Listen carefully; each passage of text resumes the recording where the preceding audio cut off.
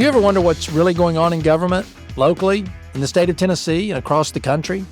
I'm Tennessee State Senator Bo Watson, and on Tennessee Today, we dive into the issues that shape our communities, from local policy to national debates. Each episode, I break down key topics and issues, share my perspective from over 20 years in the Tennessee legislature, and talk with guests about the decisions that impact your daily life. I hope you enjoy these honest conversations and that they help you stay informed and engaged. Be sure to like, follow, and subscribe to Tennessee Today wherever you get your podcasts so you never miss an episode.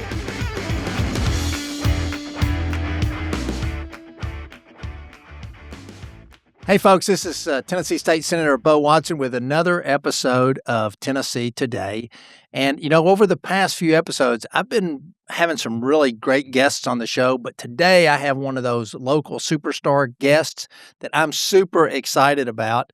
I have former Congressman Zach Wamp, but really, just as importantly, also a former candidate for governor, which we're going to talk a lot about because we're in the midst of a three-way governor's race, and you lived through one of those. So on this show, we try to focus on things state and local, talk a little bit about the federal stuff. Hey, listen, if you enjoyed today's show, please be sure and like or subscribe, whatever service you happen to use. It helps us get the show out. And also feel free to comment at bofortn.com and give us some feedback on what you think, how the show went, or ideas of future shows. We actually look at those comments and they help us to try and make improvements. So without further ado, Zach, welcome to Tennessee Today. I'm actually really thrilled to have you on. It's an honor to be here, Chairman Watson. And, Joe Rogan asked me to come do his podcast at this exact same time. I turned him down, said, no, I got a better offer. I'm on Bo Watson's podcast. But at the way you introduced this whole show, I'm glad we're sitting up high because it's getting deep in this room. Well, we do a lot of that on this show. So, now, before we get into talking about, state and local government and a little bit of the federal side of things, because everybody likes to talk to federal stuff, and we try to keep it, really relative to the folks at the state and local level. You've been in the political world a long time. You've been out of politics now since, 2010? Is that right? Yeah. 15 and a half years. I served 16 years from 95 to January of 11, and then I've been out for 15 and a half years. So I've almost been out as long as I was in, and so that means that Chairman Fleischman is serving that term that will match mine, 8 terms. Yeah, wow, time, as you know, and I think it was you who told me a long time ago when I was first running back in 2004, the days are long, but the years are short. Yeah. It moves by. Combination of long days and short years. It sure moves is. And you know that quickly. Firsthand. Yeah, I mean, I almost kind of, since my terms are 4-year, I feel like I live in 4-year increments. You look up and you go, oh, wait, I got to run again. So before we get into talking about the political side of things, I think people would be very interested in knowing, how you kind of got into the whole political game. Whenever someone runs for political office, the first question that people always ask them is, well, why are you wanting to do this job, or why do you want to be this or that?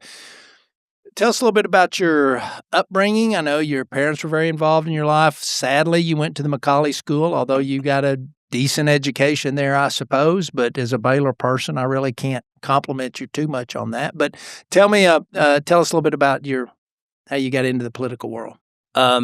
So we grew up in a family that was really close in Eastridge. And I would say that my two brothers and I, a year older and a year younger, were sort of a unit. We rode together, and we fought together, and we succeeded or failed together. And then my sister came along a little later, and she'd been a part of my life more than theirs because she's worked for me for a long, long, long time. When I was in politics, she was the person that took care of our money because you got to have somebody you can trust. And then after Congress, she's worked for me as my back office admin, legal accounting, bills, everything, the whole time. Still saw her just a few minutes ago. And so, but we grew up in a real good family culture. I had really good parents. And they were very different themselves, but they stayed close to the ground, even though I would say they're above average successfully in every front. So we got a lot of things instilled in us. My grandmother, my mother's mother, told me when I was in high school, you'll either be a preacher or a politician. And she died between the time I was elected and the time I was sworn in. I'll never forget the meeting I was at when I was on the Republican Steering Committee, and Newt Gingrich walked into the room and he said, who's been on this show, by the way. Yeah, he said, oh, has he? Yeah. He said, Congressman-elect Wamp, he's very formal because I was on the steering committee and we weren't sworn in yet. We were picking all the committee assignments for the 73 freshman Republicans. He said, your grandmother just passed away and I want you to go and don't come back until it's over. You don't have any obligation. We've got you covered. So my grandmother had passed, but she said I was either going to be a politician or a preacher. And to be honest with you, if I analyze my own service, I think I got to do both in a real way. I got to do both. I actually became both in many ways, and we can go through that, but no need to. I just get to minister to a lot of people. I'll give you one example, and that is during the Iraq and Afghanistan conflicts after 9/11, both of them, Afghanistan first, then Iraq, we lost 10 soldiers in the 3rd District of Tennessee. Mm-hmm. And I was just moved in my heart not to let that just be something else that happened. And so in all 10 cases, I found people with the families that would arrange for me to meet with the families in and around the funeral. And I had a Bible engraved with their name on it in memory of them. And in all 10 cases, I went in on my knees to the family. And on behalf of a grateful nation, explained in real terms what the sacrifice meant and why it was so important that they were willing to stand between a threat and our civilian population. Those were ministry opportunities that you also are given in public service. And so I did get to do both and continued even the work that I still do today with the National Prayer Breaks and everything, all emanated out of, and all the small groups that we've been able to participate in around the Lord. So I got to do both, but she said that, and that's kind of where I came from. Now, how did I get in politics? They talk about falling forward. I sort of fell backwards into politics, and I've made no bones about this. I've been sober for 42 and a half years.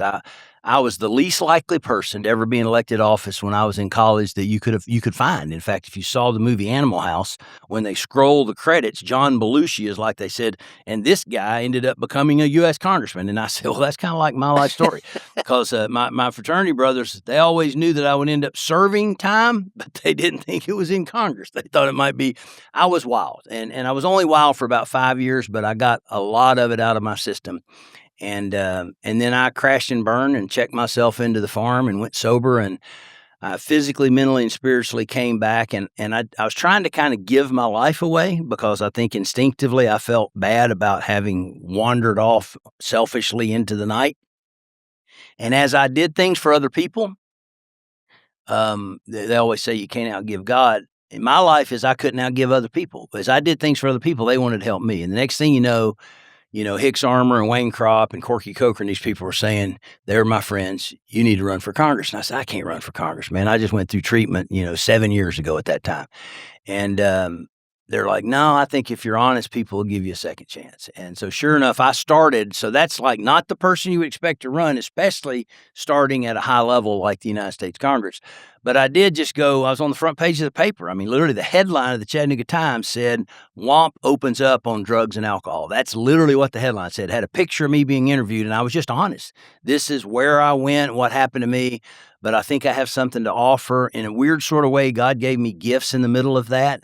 Because your life experience, depending on how far you've been down or far up, you can really, if you just kind of go through life monotone and you don't ever really experience the highs or the lows, you may not be able to help somebody else that's not in that same place.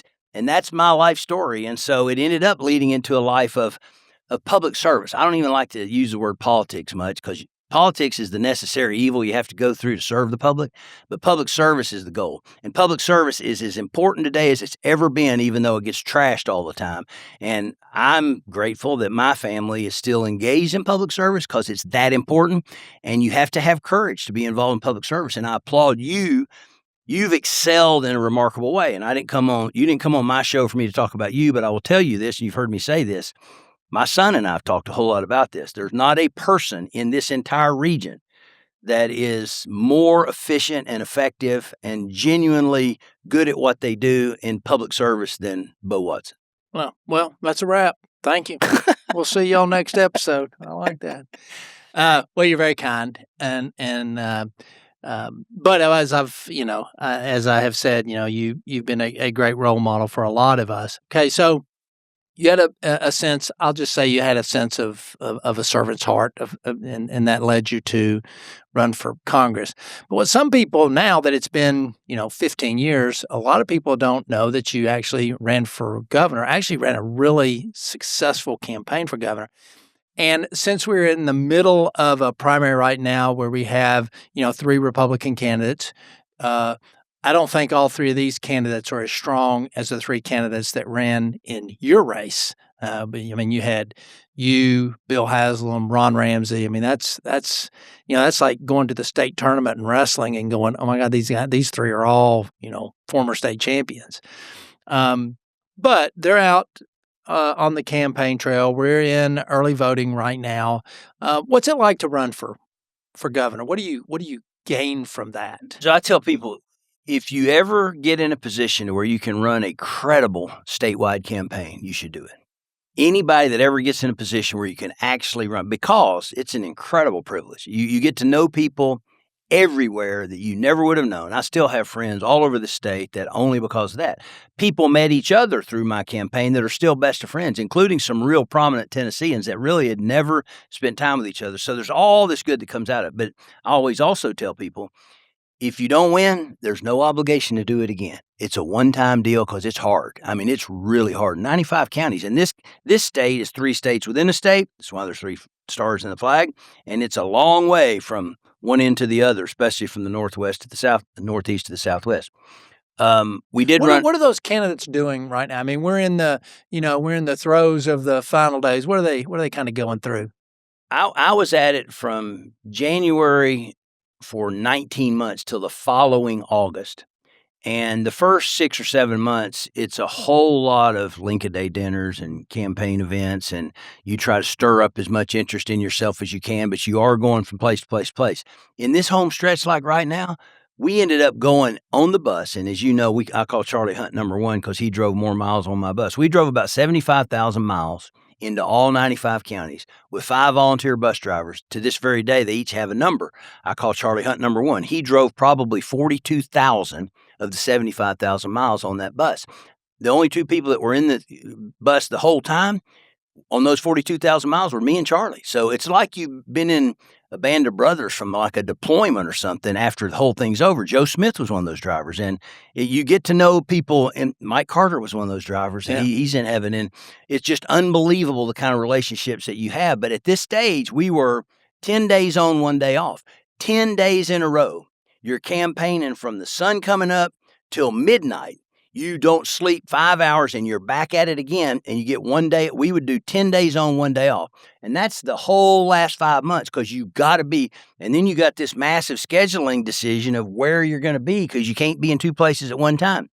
So it is so much adrenaline, but you also get stuck in this. This is right now, they're having a hard time in their 5th speech of the day, remembering what they've already said earlier that day, because they're giving a talk and they're thinking, did I already say that? Because, it's all in your head and you've got to get it across, but you really get jumbled up at the end because, Vince Lombardi said, fatigue makes cowards of us all.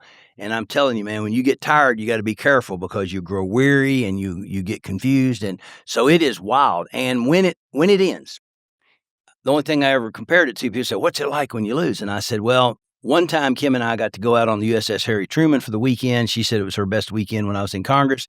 And you come in a cod and you land with a tailhook landing. And then, 2 days later, you get catapulted off the flight deck. And when you're catapulted off, you're strapped in a cod like this. A cod's a little propeller plane. And they shoot you down the runway at 500 miles an hour.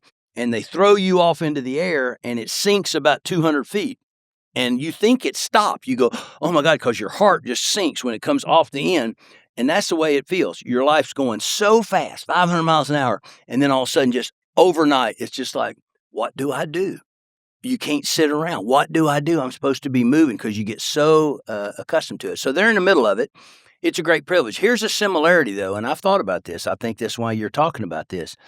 For instance, and I don't know when this is going to air, but for every vote that Monty Fritz gets now, probably comes from John Rose and keeps John Rose from being more competitive with the front runner, Marsha Blackburn, because that is the same thing we had with Haslam. Mhm. He had the machine, 50 years of his dad helping all these people all across the state. I didn't even know about that till I got into it.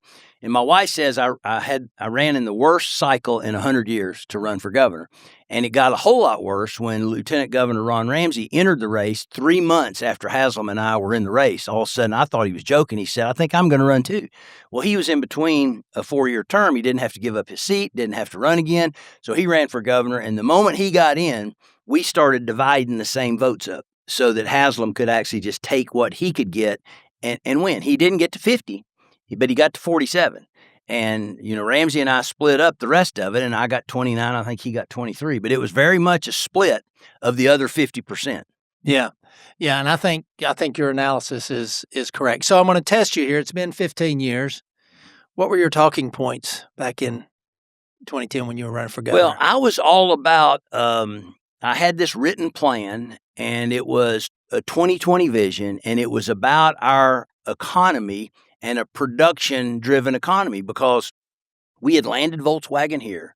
We were all about creating manufacturing jobs because that creates the service and support jobs. You heard me say this the other day up at McDonald Farm, because it was all about how can you create the most manufacturing and production jobs in a state. Today, people after COVID, they're more interested in you conserving green space and reducing traffic and having a higher quality of life. And people want to work from anywhere, not, just a manufacturing. So, but I was all about using my economic development history in the real estate business and the success I had in public life and trying to lead this state economically was what the driving force of my campaign was.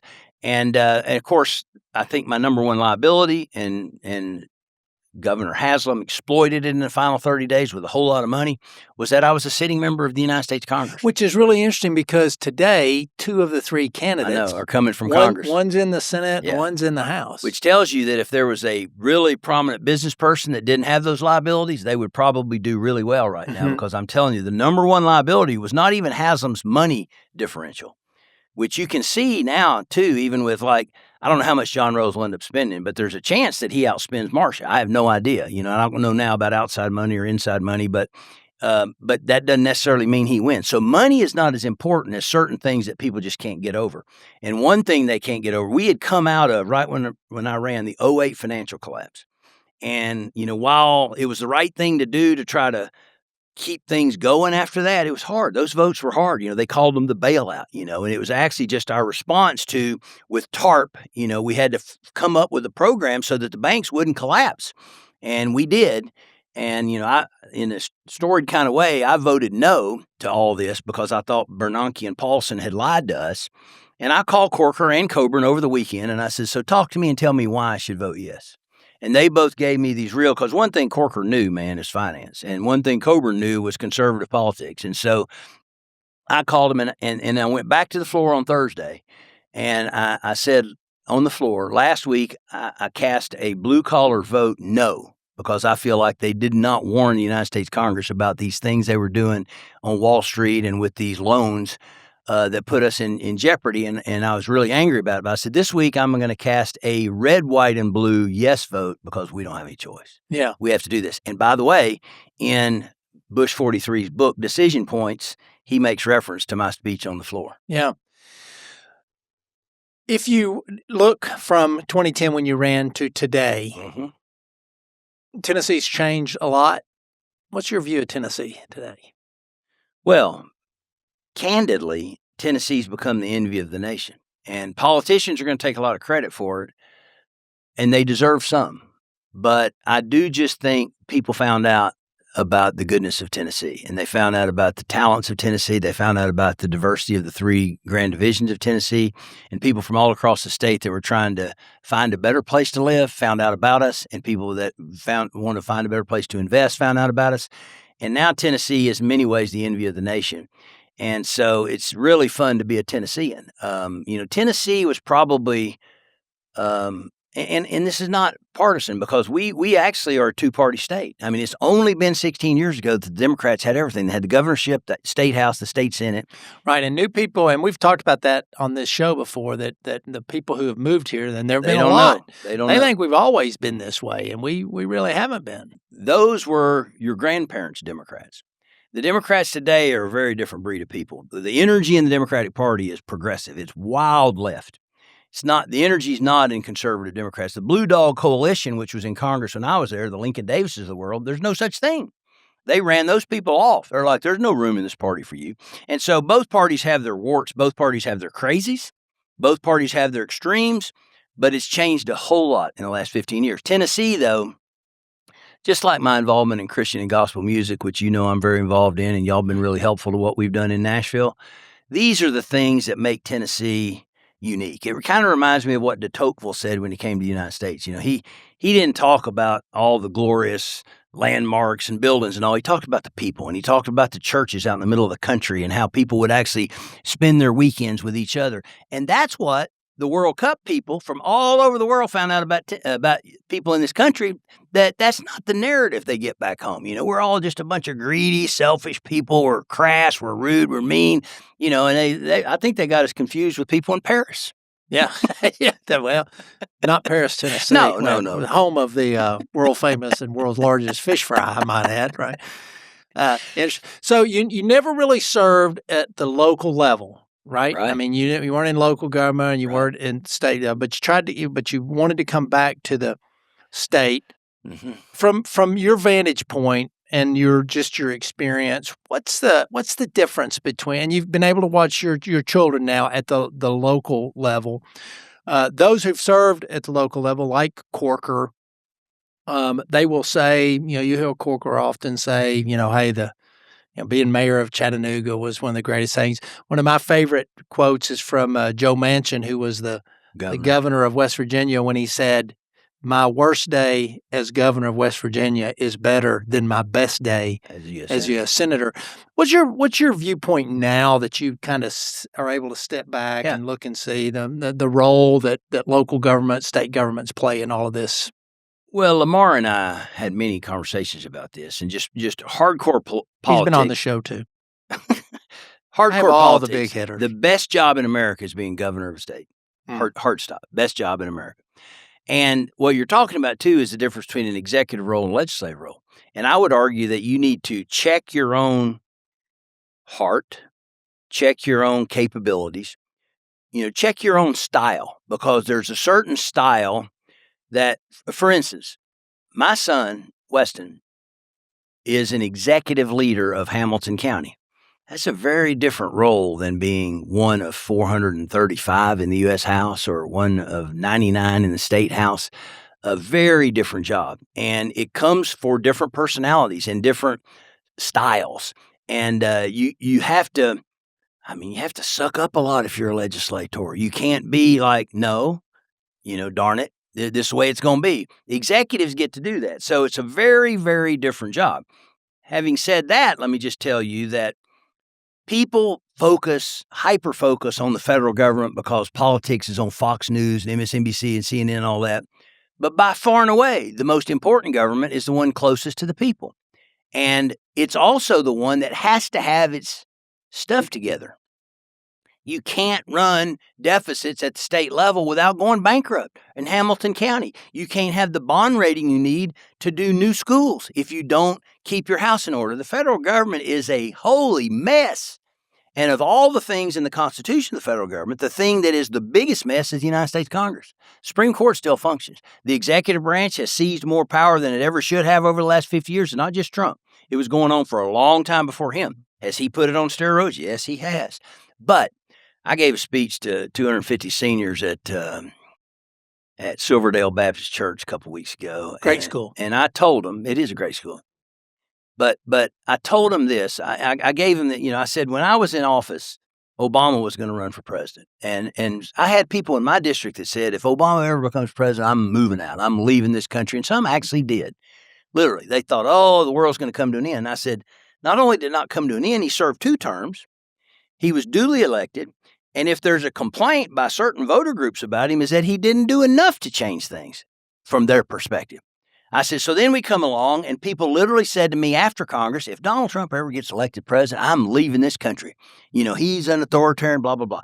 And the whole country's going to go to hell in a handbasket, blah, blah, blah. And I said, he's serving his second term. And in 2.5 years, he's going to be gone. And I said to them, and the wheels of politics turn, and the wheels of our economy turn, and the wheels of the world politics turns. And I said, you know what holds? The Constitution of the United States of America and the separation of powers. The Supreme Court has held Trump in check several big times. Tariffs. No, stop. You can't do that. And so our system is resilient. It is remarkable. That's why I think God inspired the people that wrote it and formed it, because it has stood the test of time. I mean, no government has stayed free for 250 years in the history of the world. The reason ours has this far, and it is an experiment, it's a question: can you govern yourself? In a country with this Constitution, and so we have to, continue, as the lady said to Benjamin Franklin, will you give us a monarchy or a republic? And he said, a republic, ma'am, if you can keep it. So the question is, can you keep it? And so it continues. I get it, but it's amazing that the Constitution holds. So I don't know how I got off on that, but that's how I feel. Yeah, well, I mean, and I think within that construct, the role that, I was recently asked on a questionnaire about, what I think about, the sovereignty of state governments. And I always like to point out to people, as I did on the questionnaire, that, look, the federal government was actually created by the state. Yeah. And all the local governments were actually created by the state. So in the middle of it, the states are sort of the organization that really kind of holds everything. But you're not biased. Together. Yeah, just a little bit biased. Yeah. It's funny because people just don't think about the role that our state government plays in things. Now, fortunately, like with Hamilton County's government, they really realize that and take to heart the fact that, the local county government is the state government at the local level. Subdivision of the state, as the mayor says. And that alignment really helps us to be able to do a lot of things, and it makes And his political opponents are, why do you work so much with the state? And it's like, go read the Constitution. Exactly. Right? It all comes from the state government. It does. And so I like to point that out to people that the states we created. Now, disbanding it's an impossibility at this point, as the Civil War proved. But certainly states have a lot to play. And I think, and part of the reason for this podcast is to separate and help people learn about the different levels of government and the roles that they play. So I asked you the other day, we were at an event together. I think it was Saturday. We were at a watermelon cutting event together. And I saw you there, and it was 450 degrees out there, and we were all sweating. And I leaned over to you and said, don't you miss all this? And you didn't hesitate and said, well, no. But I got to believe in some ways you do. So tell me what your life has been like away from politics and all of the hubbub that goes with it. And are there parts of it that you miss?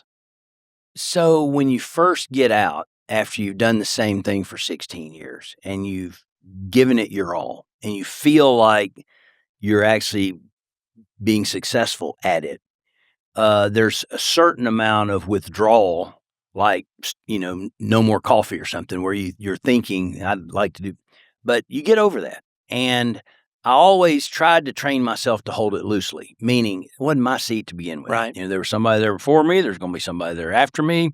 They may be better. They may be worse, but it's not supposed to be a permanent deal. And so hold it loosely. That's why I said, I'd love to be governor, and I've served here long enough, so I'm going to let go of it. And I'm going to take a risk. And it didn't work out, and that's fine. And then I got over it. I got a really good wife, though, who tries to keep me humble in a positive way and reminds me all the time that, you were never a big deal, so get over it, and get on with your life. And so as a result, I've had a great run, and I've been really busy. I've been involved in some big things, and that I've been in business, in and out of business, and we sold a business, and we did well, and I was in the education space. I've done some national security stuff. I've still done some real estate stuff from my old days, which was kind of fun, especially during COVID. We jumped into a couple things and built some housing, and so I've had a diverse experience and stayed really busy. And then the coolest part we didn't know, Kim and I, that both of our children would ever run for office. Found out pretty quick when Weston jumped up and ran, for Congress, but had no idea really what Cody was going to do. And then the fact that they end up on the ballot at the same time was kind of creepy because we were just afraid that one would win and one would lose, and it might disrupt our family. We might not ever really be the same again, And so that was a fear. But then, obviously in the scheme of things, they were both supposed to win and serve. And then when, Cody got Marcus as a husband, who's a, 20-year Green Beret and 12 deployments, super American patriot. And so the family is just so good. And where they're at, everybody thankfully is healthy and 6 grandkids. Life has been really, really good. And so I don't want to, I'm not one of these prosperity evangelists, but But what do you? Okay, so I get that, but I mean, what do you? Let me ask it this way: what do you miss about only it? the people? I mean, when I go back to D.C. right now, this will blow your mind. But 15 years later, there's still people that work there that Mr. Wamp, because I spoke to everybody. I mean, one of the things that I did because I was an idiot that ended up there. I mean, most people don't failed at life like I did, and then they got a second chance. So when I got there, I studied a lot of history. You just wouldn't believe the number of books I studied so that I would know who had come here and all the things that happened. That's why I gave all those Capitol tours. And when they did the C-SPAN documentary, Speaker Hastert put me on there, and I was on there 4 or 5 times talking about the history of the Capitol. But I talked to everybody. I would call them by their name, just a gregarious person, and all the elevator operators and the security guards and the people that worked in the kitchen. I would say, hi, how you doing? And then I learned all my colleagues' names, first names, 434 people, because I thought if I call them by their first name, they're going to like me no matter who they are. And so I did. And so I miss the people. I mean, but I'll still go back today and there's people there. And every time I'm like, how long have you been here? And they'll say, I'm 34 years. I'm going to work 3 more years, Mr. Wamp, and then I'm ready to go to the house. But I miss the people. I definitely miss people. I don't miss flying back and forth. I don't miss the grind. I don't miss the frustration. And now, honestly, the people that are in Washington, even the ones that are elected there, if they're honest, they know it's not functioning right. They know that it's not the job it was supposed to be, that their predecessors were looked up to more because, again, the United States Congress, there's only 11,000 people in the history of the country that have ever been in Congress, in the House or the Senate. And today, though, you'd be hard-pressed to find any of them that put the seal on their shirt or something because they don't want people to call them out, and say, you dogs, what are you doing? So I don't miss all the frustration, but it was an incredible privilege, but it wasn't supposed to last forever. When you were serving in an elected office, did you feel like your focus was on politics or on policy? It's a great question because I used to say that if you do your job well in a 2-year U.S. House term, the elections take care of themselves and you don't have to worry about politics. And you're supposed to be everywhere anyway. So it's not like there's a season. It's a 2-year constant deal. You're out there. And then the policy and the politics, historically, in my opinion, Democrats were better at politics and we were better at policy. And then maybe for a while, we got, I'm not going to cast aspersions on either side right now because that's not my role. But I will tell you that it has to be an integration of both. And as I said, politics in my mind is a necessary evil now that you have to be involved in order to do the policy. But I do think if you're skilled in the position I was in, you do 3 things really well. And one is you understand the policy implications of every decision you make, and you've got to be able to explain why you're taking the positions that you're taking. One of them is you got to be an effective communicator. You've got to get out there with the people and talk to them about what you're doing. And the other is you got to take care of the people back home, the constituent service piece, and just a responsiveness to this very day. I mean, I've been out of Congress almost 16 years. You would not believe the number of people that call me and ask for my help. And it's all across the spectrum. They'll call me and say, we've got a passport issue, or can you help me with this? We've got people here, immigration issues, churches call. I'm referring people. It's because they expect you to be responsive. I was, and so I still have to be, but that's okay. It's a real privilege. So people, who listen to this show, watch this show, a lot of those folks are kind of either in the political world or thinking about getting in the political world. You come from, you're out of the 90s generation of elected officials. Certainly there was acrimony then. I mean, it wasn't, everybody kind of looks romantically at the past and says, well, we need to get back when everybody got along with each other and all of that kind of stuff. But from someone on the outside with political experience, having run for the U.S. Congress, but more importantly to me, having run for statewide office in Tennessee, when you look at future, like even with your own children, what kind of advice do you give people about getting into the political world now? Because it is different than what you've faced. I mean, just the level of communication or the various avenues of communication is so different. So what kind of advice do you have for someone? Does the advice of the old days still apply today? No, but the advice of people that are still here today that were here in the old days still matters. And I'll give you an example. The iPhone wasn't there when I ran for governor. When 9/11 happened, for instance, we had flip phones. We didn't even have a BlackBerry when 9/11 happened. All this has happened fast, and it changed a whole lot of things. But I would just say this first, information is power, and it's hard to find the truth in the world of American politics or the American communications world because of the iPhone and because of AI and because of technology. So what you need to do first is educate yourself, because information is power, on truth and the facts on anything you're interested in. That's your first step. Educate yourself, because information is power, but you got to sort it out. Every morning when I start my day, I subscribe to 2 sets of clips, and I read my clips in the morning, and I read a scripture, but I read my clips for information on the world in America. This very day, I do it every day. I get these clips. I trust those clips to give me unvarnished, unbiased information, because information is power. I would say that's advice number 1. Advice number 2 is, if you're going to go into politics, check your motives before you start, because if you want to get there by destroying other people, don't do it. If you want to get there because you want to prove that you might have better ideas or that you might be better than them or work harder than them, I wish you would do it. We need you. Public service is as important as anything in our culture. But if you want to do it by beating the other guy down, don't do it. We got enough of that. Politics is about addition, not subtraction. You should win by adding to the people that think like you, not taking away from the other people. And that's the advice I would give anybody. Yeah, it's good advice. So I'm going to give you a minute to think about this one. A couple of episodes, or I guess an episode ago, I asked Lamar Alexander, what his hope was for Tennessee. And interestingly, his response was that he would hope Tennessee would have confidence in itself. And you've heard me probably say that. What would you say from your vantage point, your kind of dream for Tennessee would be? Not just as Alex Haley said, find the good and praise it, but I would paraphrase it and say, find the good and own it.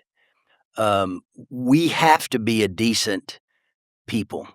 We have to be a virtuous people in order for this way of life to continue.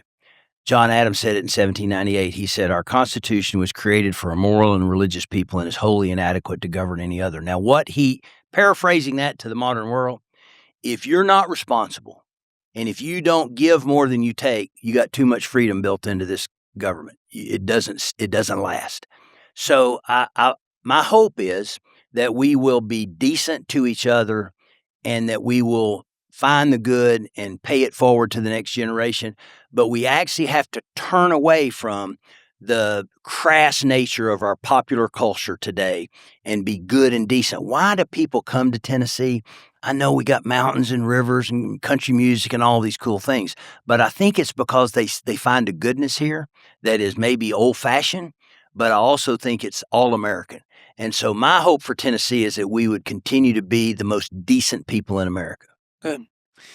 Well, I don't think we can top that. That's a great response. Be confident and be good and decent people. That's great advice for those of us that are at this point responsible for Tennessee, particularly Tennessee's government. Well, I want to thank you, Zach, Congressman Wamp, for being on today. It's been a great show, very enlightening. If you enjoyed today's show, I would ask that you click the like button or the subscribe button, whichever button you happen to have at the bottom of your phone or your screen. This has been another episode of Tennessee Today with State Senator Bo Watson, and we will see you next time.